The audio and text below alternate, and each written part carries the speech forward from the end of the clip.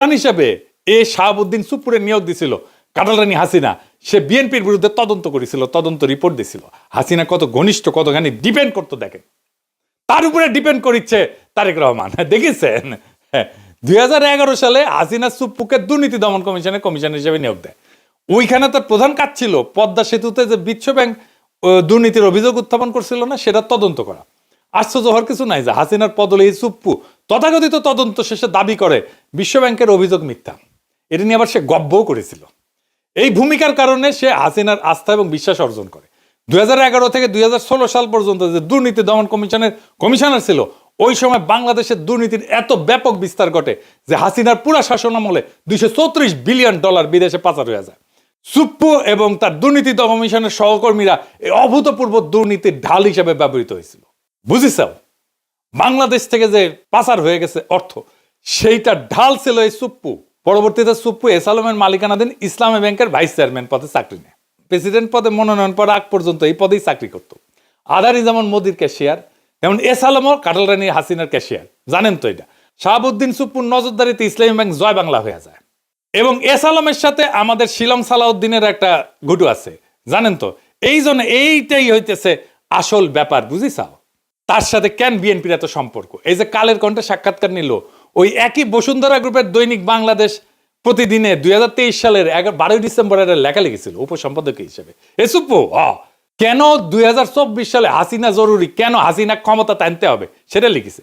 সে কইছে 2001 থেকে 2006 সাল পর্যন্ত তৎকালীন বিএনপি জামাত সরকারের দুঃশাসন এবং পরবর্তীতে তথাকথিত তত্ত্বাবধায়ক সরকারের কর্তৃত্বে দেশের সমাজ, অর্থনীতি ও রাজনীতিতে যখন অন্ধকার নেমে এসেছিল, ঠিক তখনই প্রায় 3/4 মানুষের সমর্থন নিয়ে ত্রাণকর্তার ভূমিকা অবতীর্ণ হয়েছিলেন বঙ্গবন্ধু কন্যা সে দেশরত্ন শেখ হাসিনা।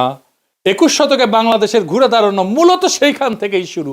না না, এটি শেষ না, আরো আছে, আরো আছে, রান্নাঘরে আরো আছে। সে তারেক রহমান খালেদা জিয়া নিয়ে কি বলেছিল, আসেন সেটা ওর পড়তেছি।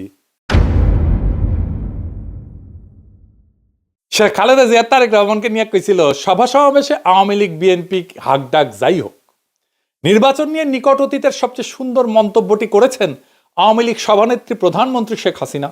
তার ভাষায়, দেশের মানুষ বিএনপির সময় কি পেয়েছে আর আওয়ামী লীগের সময় কি পেয়েছে সেটার তুলনা করতে হবে। জনগণ কাকে ভোট দেবে, আওয়ামী লীগের বাইরে আর কে আছে? কারা, কেন, কি কারণে, কোন সুখের স্বপ্নে, কোন আশায় বিএনপিকে ভোট দেবে? ভোটের হিসাব নিকাশ যদি বাদও দেওয়া হয় এবং বিএনপি দ্বাদশ জাতীয় সংসদ নির্বাচনে অংশও নেয়, তাহলে তাদের দলের প্রতিনিধিত্ব করবেন কে? একদিকে একজন এতিমের টাকা আত্মসাৎ করে দুর্নীতির দায়ে সাজাপ্রাপ্ত, মানে খালেদা জিয়ার কথা কইছে, অন্যজন 21শে আগস্ট গ্রেনেড হামলা, 10 ট্রাক অস্ত্র মামলার সাজাপ্রাপ্ত আসামি হয়ে দেশান্তরে। সম্প্রতি তার বিরুদ্ধে গ্রেপ্তারি পরোয়ানাও জারি হয়েছে। দেখিস কি প্রেম! তারেক রহমান তো প্রেমের দেওয়ানা সুপ্পুর, কিন্তু সুপ্পুর কেমন প্রেম সেটা দেখিস। বড় প্রেম তো কাছেও টানে না, দূরেও ঠেলিয়া দেয়। এই সুপ্পুরে নিয়ে প্রেম কেন বিএনপির এত? আমরা যখন সুপ্পুর অপসারণ চাইতেছি, সেই টাইমে তারেক রহমানের সাথে আমার একটা মিটিং হয় জুমে। আমি তারেক রহমানকে বলছিলাম যে সরাসরি আপনারা তো সুপ্পুকে ডিফেন্ড করতেছেন, কেন করতেছেন? তো উনি বলছিলেন, দেখেন দাদা, উনি আমার দাদা বলেই ডাকতেন, আপনি যেমন দেশে ফিরতে চান, আমিও ফিরতে চাই, আমার মেয়েটাও দেশে ফিরতে চায়, ও ছোটবেলায় চলে আসছে। প্রেসিডেন্ট অপসারিত হলে আমার সেই দেশে ফেরাটা ঝুঁকিতে পড়বে। আমি অন রেকর্ড বলতেছি, এই কথাই উনি আমাকে বলছিলেন। আমি কইলাম যে আমি তো বুঝলাম না, আমি ওনারে ভাইয়া বলি, আমি তো বুঝলাম না, মানে আপনার কেন দেশে আছে ঝুঁকিতে পড়বে? তাই আবারও জিজ্ঞেস করলাম যে আমি যখন বুঝলাম না দেশে ফেরাটা কেন ঝুঁকিতে পড়বে, উনি বললেন যে বিস্তারিত বলবো না দাদা, কিন্তু আমি কনভিন্স যে এটাতে সমস্যা হবে। তো সমস্যাটা কি? সমস্যা হচ্ছে যে দেশ বদলায় যাইতেছিল, দেশটাকে আগের অবস্থায় ফিরাই নিতে হবে। সেই আগের বন্দোবস্তে, দেশ সেই আগের বন্দোবস্তে ফিরে যাইতেছে। আওয়ামী লীগের অফিস খুলতেছে, ইনকিলাব আজাদি, এই সমস্ত শব্দ নিয়ে বিএনপির নেতা মধ্যে চুলকানি শুরু হয়েছে। ফুন্দের আলো দিল দিস্টার আবার আগের চেয়ারে ফিরে এসেছে, এমনকি তারা লেখা ছাপাইতেছে ইনকিলাব আজাদি কেন আমাদের বলা উচিত না। এই নিয়ে যে ইনকিলাব জিন্দাবাদ স্লোগান বিএনপি নিজে দিছে, সে বিএনপি এখন সেটারে ডিজোন করতেছে। দেখিছে 4 আগস্ট সে ইনকিলাব জিন্দাবাদ স্লোগান দিয়া ফেসবুকে পোস্ট দেয়, আর এখন তার ইনকিলাবে চুলকানি হয়, রক্তক্ষরণ হয় নাকি? কোনটি থেকে রক্তক্ষরণ হয়? এত কিছু হইতেছে, আওয়ামী লীগের সাথে বিএনপির যোগাযোগের মাধ্যমকে সুপ্পু সুপ্পুই ছিল মিডিয়াম অফ কমিউনিকেশন। সেই বাংলাদেশি ইন্ডিয়ান এস্টাবলিশমেন্টের সবচেয়ে বিশ্বস্ত লোক, তাই তাকে দরকার ছিল বিএনপির। বাংলাদেশে মুজিব বাহিনী হইতেছে ইন্ডিয়ার সবচেয়ে বড় স্ট্র্যাটেজিক অ্যাসেট। সুপ্পু মুজিব বাহিনীর সদস্য হিসেবে ইন্ডিয়ার সবচেয়ে বড় স্ট্র্যাটেজিক অ্যাসেট, এবং তার মাধ্যমে এই সমস্ত ঘুটু হয়েছে। কারণ একটাই, সেই পুরনো বন্দোবস্ত, পুরনো লুটপাটের জামানা আবার ফিরে আসতেছে। ওটা ফিরে আনাটাই ছিল আসলে বাংলার লুথার কিং এর প্ল্যান। এই কথাটা খুব স্পষ্টভাবে হাদি বলছিল। প্রফেসর ইউনূসের সরকার আর বিএনপি কেমনে জুলাইয়ের সাথে গাদ্দারির রাস্তা তৈরি করছিল শোনেন। আমি আপনাদেরকে বলে রাখি, যদি আওয়ামী লীগ কোনোদিন এই গণহত্যাকারীরা দেশে ফিরে আসতে চায় বা আসার কোনো অবস্থাও তৈরি হয়, তার দুইটা দায় সমানকে, দুইজনকে নিতে হবে। রাজনৈতিক দল হিসেবে সবার আগে তার দায় নিতে হবে বিএনপিকে।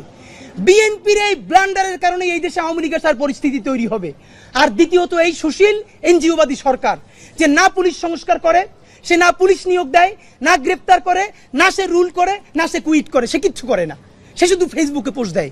শুনেছেন তো, এবার বুঝেছেন তো কেন হাদিরে মরতে হয়, কেন হাদিরে শহীদ হইতে হয়, বুঝেছেন?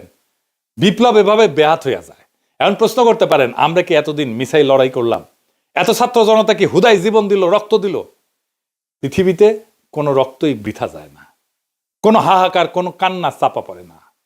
মজলুমের আর্তনাদ কোনোদিন বাতাসে মিশে যায় না, মজলুমের আর্তনাদ কোনোদিন পাথরের নিচে চাপা পড়ে থাকে না। 24-এর বর্ষা বিপ্লব একটা পুরা জেনারেশনকে পাল্টাই দিছে, তার মন মানসিকতা, তার চেতনাকে পাল্টাই দিছে।